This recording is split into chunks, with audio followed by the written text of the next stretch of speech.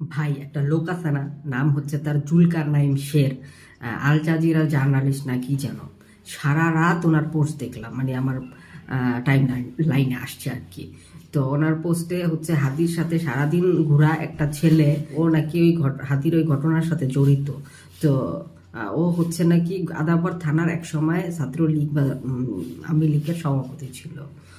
তো এখন ঘটনা হইতেছে ভাই, এই আওয়ামী লীগের তো কত কর্মী যাই এনসিপিতে যোগ দিছে, তারপরে হচ্ছে ইনকলাব মঞ্চে, এবং হচ্ছে আপনার কি জামাত শিবিরও পাওয়া পাওয়া যাবে এমন অনেক আওয়ামী লীগের কর্মী। এরা হচ্ছে মূলত যে দল ক্ষমতায় থাকে ওই দলেরই গুণগান গায়। আচ্ছা, এটা কথা না, কথা হচ্ছে এখন দেখেন, যদি জামাতের কোনো বড় নেতার সাথে দুর্ঘটনা ঘটে, ধরেন কালকে দুর্ঘটনা ঘটলো, তাহলে কি আপনি ওই সাদিক কায়েমকে জড়িত মানে দায়ী করবেন এর জন্য? কারণ সাদিক কায়েম তো হচ্ছে আওয়ামী লীগের কর্মী ছিল একটা সময়। ধরেন এনসিপির কোনো নেতার কালকে কোনো দুর্ঘটনা ঘটলো, তাহলে কি আপনি সার্জিস আলমকে দায়ী করবেন? কারণ হচ্ছে সার্জিস আলম একটা সময় তো আওয়ামী লীগের কর্মী ছিল।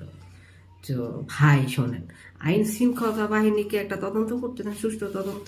এর আগে আপনারা যে যে দোষী বানাই দিতেছেন, ছাত্রলীগের কর্মী বানাই দিতেছেন, আওয়ামী লীগের ঘাড়ে একটা দোষ চাপানোর চেষ্টা করতেছেন, এগুলো তো ঠিক হইতেছে না। আর আমি বলবো ভাই, আপনি একটু ঘুমান রাত্রে, বুঝেন না?